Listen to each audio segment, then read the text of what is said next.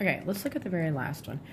I'm going to show you a nice, easy way to do this rather than trying to set anything up. We have Kathy and Brian have to drive 750 total miles. Okay, and we did this in 12 hours.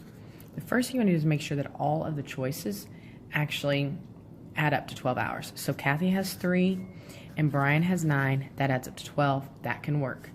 Kathy drives 4. If Brian drives 8, that adds up to 12. We're good. Kathy drives 6 while Brian drives 6. That adds up.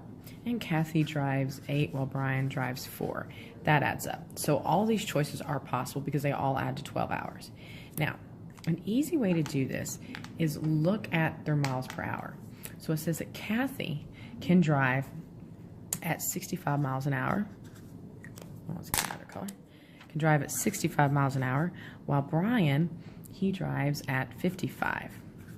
So all you really have to do is multiply each of these numbers, 65 times 3, 65 times 4, 65 times 6, 65 times 8, 55 times 9, 55 times 8, 55 times 6, 55 times 4, and add them up. So when I do that, I'm going to say 65 times 3, and when I did that, I got 195.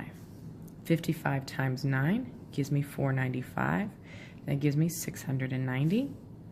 And so that's not the correct answer. And by the way, this needs to be changed to 740, which I did change in your quiz. All right, the next one, 65 times 4. That one gave me 260. 55 times 8 gives me 440.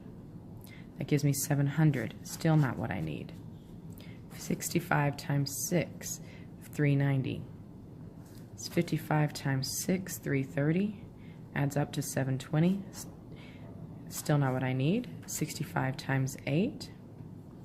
And 55 times 4. That adds up to 740. So that was my choice. She drove 8.